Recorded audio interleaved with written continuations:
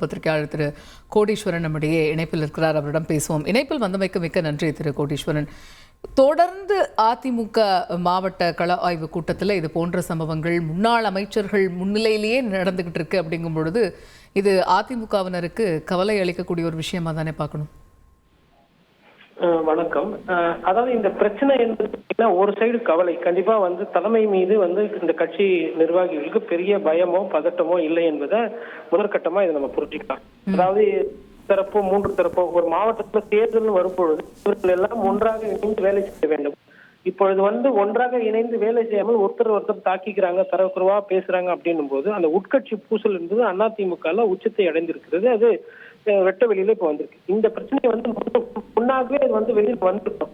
இது ஏன் முன்னாடி அப்படின்னா இவர்கள் ரொம்ப நாளா பிரச்சனைக்கு மூடி மறுத்தாங்க. அதாவது அதிமுக சரியாக்கி கட்சி பிரச்சனை இல்லை, அம்மையார் ஜெயலலிதா இவ்வாறு அதே போல ஒரு கட்டுக்கோப்பான ஒரு போக்குல போகுது என்றால் அதெல்லாம் இல்லை. இங்க நிறைய பிரச்சனை அப்படின்றது இன்னைக்கு வெட்ட வெளிக்கு வருது. இதுல இன்னொரு விஷயமும் இருக்கு. இதுல சில்வர் லைனிங் என்று சொல்லுவாங்க. அதாவது இதுல நல்ல விஷயம் என்னன்னு பாத்தீங்கன்னா அதிமுக இருந்தாலும் கூட உட்கட்சி ஜனநாயகம் இல்ல உட்கட்சியில பதவிக்கு வரணும்ன்ற அந்த ஆர்வம் என்பது இன்னும் குறையவில்லை. அங்க இருக்கக்கூடிய நீயா நானா, எனக்கு முக்கியத்துவம் கொடுக்கணும், எனக்கு தேவையான அரசியல் அங்கீகாரம் வேணும், பங்கு வேணும், பங்கு வேணும் அப்படின்ற அந்த ஒரு கருத்து, அதாவது ஒரு சக்தி கட்சி முன்னோட்டமா இன்னும் இருக்கு அப்படின்றது இது ஒரு எடுத்துக்காட்டு. அதாவது இரண்டு பார்வைக்கா பார்க்கணும்.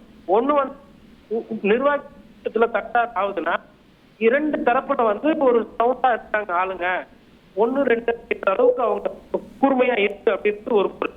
இன்னொரு பொருள் என்ன, கட்சி தலைமைக்கு அவர்களுக்கு பயம் என்பது இன்னொரு பொருள்.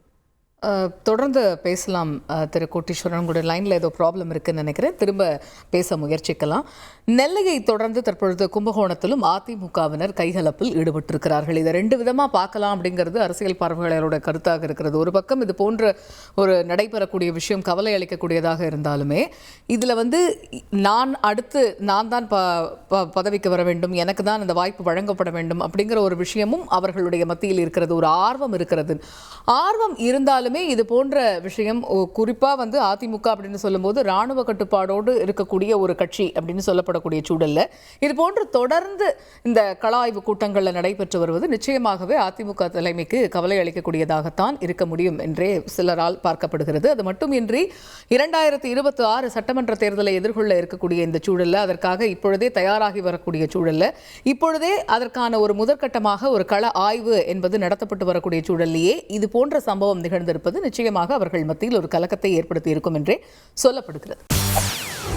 செய்திகளை உடனுக்குடன் தெரிந்து கொள்ள உடனே சப்ஸ்கிரைப் பண்ணுங்க.